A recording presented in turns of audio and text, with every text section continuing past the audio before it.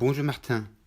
Début d'année difficile pour la NHS, système de santé britannique. Cette semaine, les patrons de la NHS ont annoncé l'annulation de dizaines de milliers d'opérations non urgentes, dans le but de réduire la pression sur les hôpitaux.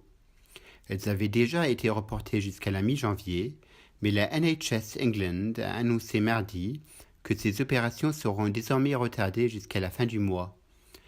Les hôpitaux ont également reçu le feu vert pour placer les patients dans des dortoirs mixtes afin d'alléger la pression. Les données publiées par la NHS ont également montré qu'un nombre record d'appels ont été faits au 111, la ligne d'assistance gratuite qui a été créée en 2014. Il y a eu 480 000 appels, une augmentation de 21% par rapport à la semaine précédente. Dans d'autres parties en Angleterre, le gouvernement gallois a annoncé que le service de santé faisait face à une pression importante et le directeur général de la NHS au Pays de Galles a présenté ses excuses aux patients dont des opérations avaient été reportées. En Écosse, il y a eu une augmentation de 20% des hospitalisations par rapport à l'année précédente, entraînant une augmentation du nombre de patients qui attendent plus de 4 heures. Et en Irlande du Nord, un hôpital a fait appel à des ambulanciers volontaires car il y a eu une augmentation aussi.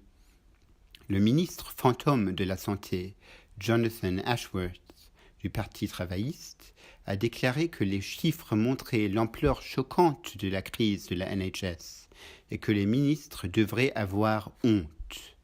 Pendant ce temps, le Premier ministre Theresa May s'est excusée pour les problèmes dans les hôpitaux britanniques. Madame May a déclaré « Je sais que c'est difficile, je sais que c'est frustrant, je sais que c'est décevant pour les gens, et je m'en excuse. » Pas sûr que cela changera les choses. Sur les réseaux sociaux, il y a eu de la colère, il y a toujours de la colère.